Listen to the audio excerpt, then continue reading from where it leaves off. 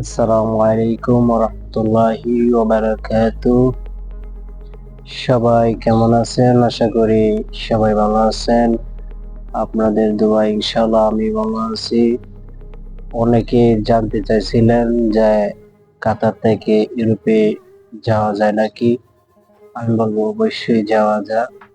তাদের জন্য আজকের এই ভিডিও।